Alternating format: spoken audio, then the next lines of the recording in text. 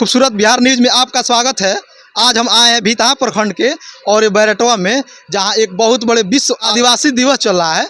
इसमें हम आए हैं और पूछना चाहेंगे यहाँ के मुख्य अतिथि से कि आखिर बिहार में इसकी आवश्यकता क्यों पड़ी। क्या नाम है आपका? सुरेंद्र गौड़ हमारा नाम है। सर, ये बिहार में इसकी आवश्यकता क्यों पड़ी? ये जो है बिहार में नहीं, पूरे देश में इसका नाम रहता है विश्व आदिवासी दिवस। एक बिहार की बात नहीं है, हर राज्य में, हर देश में यह दिवस मनाया जाता है। और यहाँ जो है विशेष रूप से जो कुछ जगह जो है हमारे छूटे हुए हैं, जहाँ के लोग नहीं जानते रहे, वहाँ भी हम लोग जा कर के मैंने लोगों को बताने का काम करते हैं।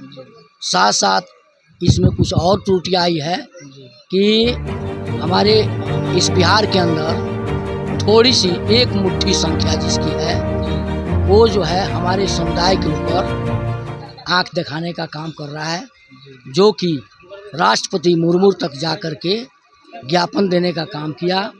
इसके विरोध में हम लोग अपना तरफ से भी लगे हुए हैं, जहाँ तक जो है कि पहले अपना रीति रिवाज संस्कृति पर सारा लोगों को बताने का काम करते हैं और सब लोगों को जगाने का भी काम करते हैं कि जिसका जो है कोई पूर्वज जो लड़ाई में नहीं रहा है, और हमारे गोंड जाति के लोग हजारों वर्ष पहले तमाम जो है इस देश को आज़ाद करने में लड़ाई में लगे रहे। और हमको जो कहा जाता है कि यह जो है यहाँ के बिहार के गोंड लोग जो है फर्जी है, इसलिए जो है पूरे बिहार के लोग हमारे अब जगे हुए हैं। अब यह कहने की नौबत हम लोग नहीं देंगे हैं। जहाँ तक होगा हम अपने लोगों को सतर्क करके जगाने का काम कर दिया है और हमारे लोग उठ गए हैं। अब इसके लिए जो है अपना संघर्ष माने खुद ही करेंगे, इसमें कोई कतहाई नहीं है हम लोगों की तरफ से। जितने हमारे सगा समाज के लोग हैं पूरे बिहार के अंदर, सब लोग जो है अब जाग गए हैं, उठ गए हैं। इसके लिए खुद हम लोग अपना संघर्ष कर लेंगे, इसमें किसी का मतलब हम लोग को सहयोग लेने की जरूरत नहीं है। तो आपने देखा हमारे साथ बातचीत करने के लिए मुख्य अतिथि थे। बाकी कुछ अन्य सदस्यों से बात करना चाहेंगे। क्या नाम है आपका? मेरा नाम बिंदेश्वरी प्रसाद गौड़ है। मैं ये जो मुहिम चल रहा है बहुत अच्छी बात है, समाज के लिए करना चाहिए। तो क्या हमेशा चलता रहेगा कि आज हुआ उसके बाद बंद? बता रहे हैं, ये विश्व आदिवासी दिवस तो एक परंपरा है, बहुत पहले से ये निर्णय हुआ है।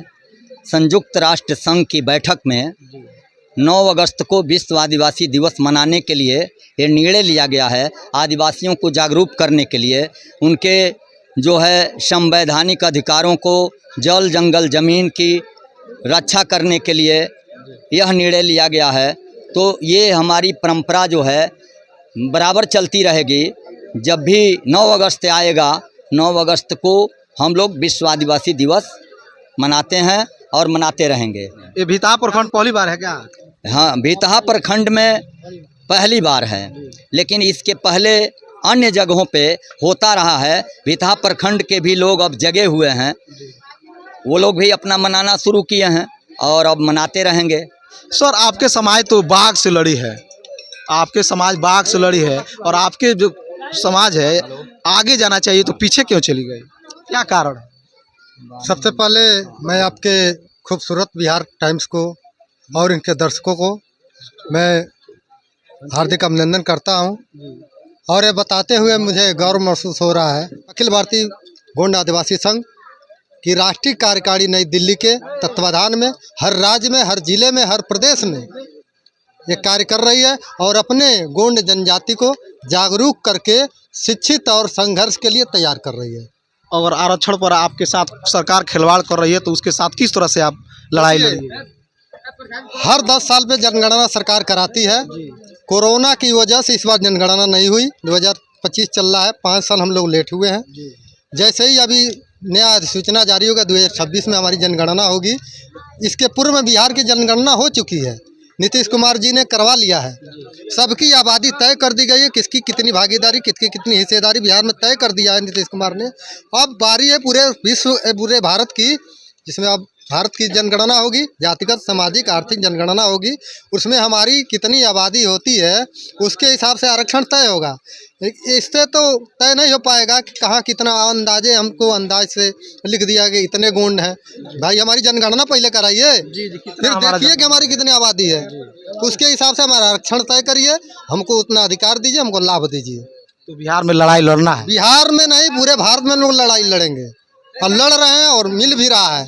केंद्र में हमको 7.5% मिल रहा है, उत्तर प्रदेश में 2% मिल रहा है, बिहार में 1% मिल रहा है। ऐसा क्यों?